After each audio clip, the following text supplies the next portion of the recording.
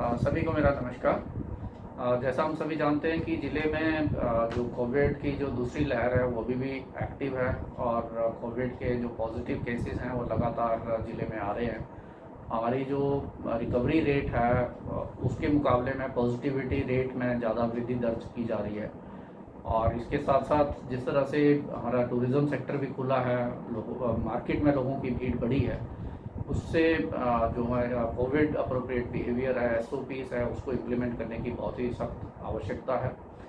आज मैंने एसपी साहब ने और सीएमओ साहब ने, जो हमारे फील्ड के अधिकारी हैं, एसडीएम्स, हमारे डीएसपीज़, बीएमओस, वीडियोस और एसएचओस, उनके साथ एक वीडियो कॉन्फ्रेंस भी की और उसमें ये निर्देश दिए गए कि जो हमारे टूरिस्ट प्लेसेस हैं जैसे डलहौजी और खजियार खासकर, वहाँ पे ये इंश्योर किया जाए कि मार्केट्स की रेगुलरली पेट्रोलिंग हो और जो टूरिस्ट है और जो मार्केट में लोग हैं उनको ये निर्देश दिए जाएं कि वो बिना कोविड अप्रोप्रिएट बिहेवियर के, बिना फेस मास्क कवर के मार्केट प्लेसेस में ना घूमें। मार्केट्स में भीड़ को देखते हुए ये बहुत ही इम्पॉर्टेंट है कि जो एसओपीज़ हैं उनका अनुपालना हो और मार्केट्स की लगातार पेट्रोलिंग होनी चाहिए, आईसी एक्टिविटीज़ होनी चाहिए। साथ साथ जो माइक सिस्टम है उसके थ्रू भी लोगों को जागरूक किया जाए। इसके अलावा जो भी एसओपीज़ का वायलेशन करता है, जैसे नो मास्क नो सर्विस, एक हमारा एक कोविड को डील करने का एक बड़ा इम्पोर्टेंट हमारा स्लोगन है। तो यदि कोई भी व्यक्ति, कोई भी दुकानदार, कोई भी ढाबे वाला या रेडी वाला जो है बिना मास्क पहने यदि वो सर्विस लोगों को प्रोवाइड करता है या लोग जो है उसके पास जो है सर्विस अफोर्ड करते हैं, तो उस केस में अधिकारियों को ये पावर दी गई है डीएम एक्ट में कि उसको एक दिन से एक हफ्ते के लिए जो है उस रेडी को, उस शॉप को, उस ढाबे को जो है बंद कर सकता है। इस आदेश को इम्प्लीमेंट करने के लिए भी निर्देश दिए गए। ये भी देखने में आया कि कुछ एक जो गांव हैं जहां पॉजिटिव केसेस आए हैं उनको कंटेन करने की आवश्यकता है और उसमें हमने हमारा जनप्रतिनिधियों से भी ये अपील है कि लोग हमारी जो कंटेनमेंट का जो आदेश है उसकी अनुपालना करें और हम जनप्रतिनिधि उस क्षेत्र को, उस गांव को कंटेन करने में हमारी मदद करें ताकि वायरस एक गांव से दूसरे गांव में ना फैले। जहाँ पे लोग सैम्पलिंग के लिए आगे नहीं आ रहे हैं, जहाँ पे वैक्सीनेशन के लिए लोग नहीं आगे आ रहे हैं, उनको प्रेरित किया जाए और यदि आवश्यकता पड़ती है तो ऐसे गांव जहाँ पे ये सस्पेक्ट किया जा रहा है कि वहाँ पे पॉजिटिव केसेस होते हैं और सैम्पलिंग नहीं हो रही है, उन गाँव को भी कंटेन करने पे विचार किया जाए। ये भी आज बैठक में निर्णय लिया गया।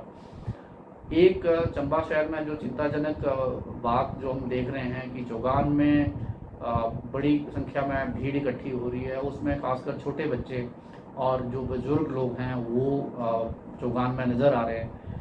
जैसा भी हम सभी जानते हैं कि कोविड जो है छोटे बच्चों के लिए और जो बुजुर्ग लोग हैं उनके लिए जो है ज़्यादा जो है संक्रमण फैला सकता है।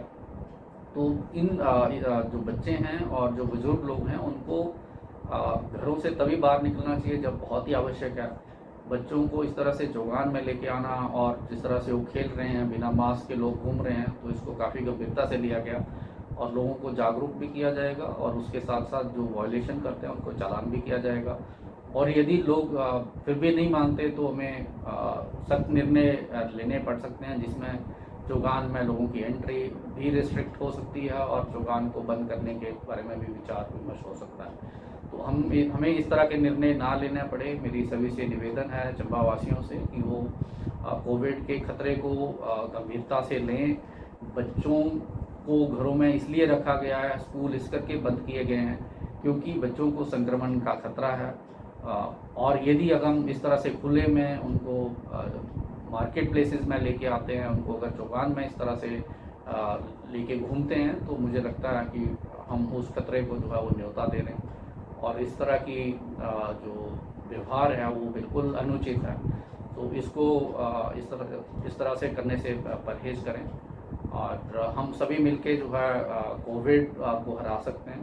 सरकार के जो प्रयास है, सरकार के जो दिशा निर्देश हैं, यदि उसकी हम अनुपालना करेंगे तभी ज़िले में कोविड की स्थिति पे नियंत्रण पाया जा सकता है।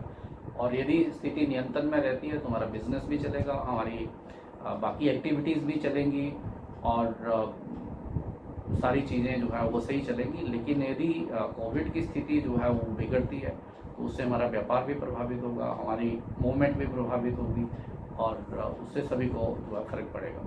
तो आप सभी से निवेदन है कि सरकार के जो निर्देश हैं, जो SOPs हैं, उनकी अनुपालना करें। धन्यवाद।